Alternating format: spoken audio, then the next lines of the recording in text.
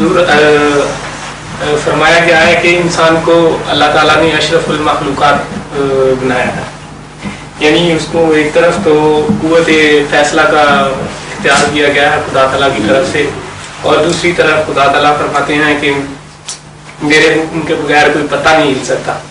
تو کیا اگر کوئی انسان کوئی برا کام کرتا ہے تو کیا اس پہ خدا کی رضا شامل ہوتی ہے؟ نہیں،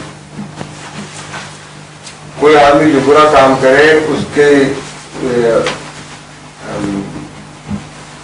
کسی لحاظ سے بھی خدا تعالیٰ کو اس کا ذمہ دار قرار نہیں دیا جا سکتا، سوائے اس کے کہ خدا تعالیٰ نے اس کو اختیار دیا تھا، اس سے زیادہ ذمہ داری نہیں۔ یہی اس کے لیے اس کی تربیت ہے۔ اس لحاظ سے ایک بچے کو آپ اجازت دیں یہ کام یوں کرے یا یوں کرے، میٹھی چیز کھائے یا کڑوی کھائے، وہ کڑوی کھا لے اور یہ بتا دیا جائے اس کو پہلے کہ یہ کڑوی ہے اور اس کو پتا ہو کہ کڑوا ہوتا کیا ہے، تو اس لحاظ سے تو آپ ذمہ دار نہیں ہیں، اس نے خود یہ فیل کیا ہے۔ لیکن آپ زبردستی روک بھی سکتے تھے، آپ کا زبردستی نہ روکنا یہی صرف آپ کی ذمہ داری ہے، سمجھیں گے نا؟ اسی طرح اللہ تعالیٰ کا بندوں سے تعلق ہے، جب خدا نے خیر اور شر دونوں کی اجازت دے دی تو اجازت کی حد تک ذمہ دار ہے خدا، کسی سے زیادہ نہیں۔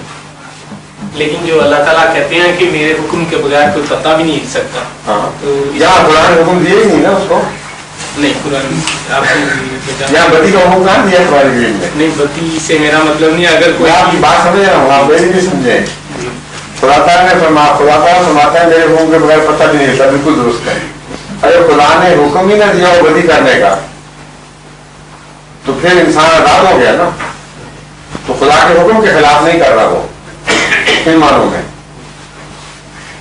اگر حکم دیا ہو بدی کا تو پھر وہ مجبور ہے، لیکن یہاں خدا نے حکم کو اٹھا دیا ہے، یہ اور صورتحال ہے، یا حکم کو سسپینڈ کر دیا ہے اور اس کو اختیار دے دیا، یہی حکم ہے خدا کا، اور یہی حکم چل رہا ہے۔ یہاں خدا کا حکم یہ ہے کہ تم مختار ہو گئے ہو یہاں، تو اس کا حکم چل رہا ہے، ہم مختار ہو گئے ہیں۔